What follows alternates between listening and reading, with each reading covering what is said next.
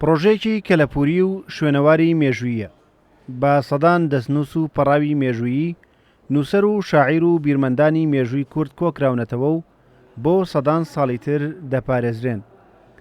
زۆرینەی دەستنووس و پەڕاوە مێژوویەکان بە زمانەکانی عەرەبی و فارسی نووسراون چونکە مێژووی بەشێک لە پەڕاوەکان بۆ چەند سەدەیەک پێش ئێستا دەگەڕێتەوە.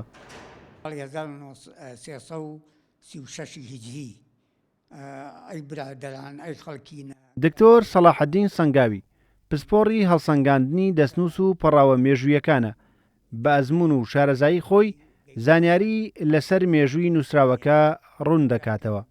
اینجا ئەو کتێبانەی زیاتر کە لێرایە لە کوردستانە هەیە گەلێکی باو بووە کە لە ناو فەقێ و مەلای کوردستانە خوێندراوە بە تایبەتی تەبعاً زۆرەکەی بە زمانی عەرەبی و اینجا دووەمەکەی بە زمانی پارسی. بەڵێ بۆ یەکەم جارە لەسەر ئاستی هەرێمی کوردستان و عێراق پرۆژەی سازنگەی مشتوماڵکردنی دەستنووس لە سلێمانی دەکرێتەوە.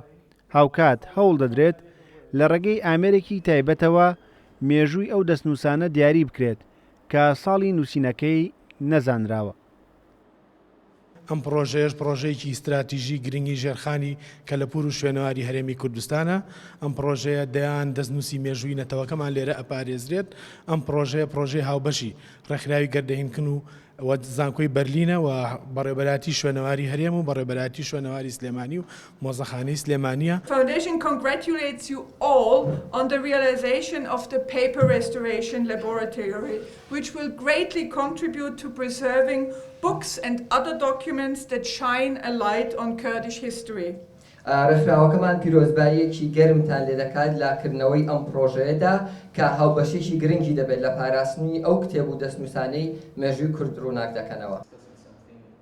پرۆژەکە بە هاوکاری دامەزراوەی ئەڵمانی گێردەهینکڵ و بە هاوبەشی هەرێکە لە ڕێکخراوی بوژانەوەی کەلەپوری کورد و زانکۆی بەرلین و بەڕێبەراتی گشتی شوێنەوار و کەلەپوری هەرێم و بەڕێبەراتی شوێنەوار و کەلەپوری سلێمانی ئەنجام دراوە و ئامانجی سەرەکیش پاراستن و هێشتنەوەی دەستنووس و پەڕاوە مێژوویەکانی نووسەر و شاعیرانی پێشووی کووردە.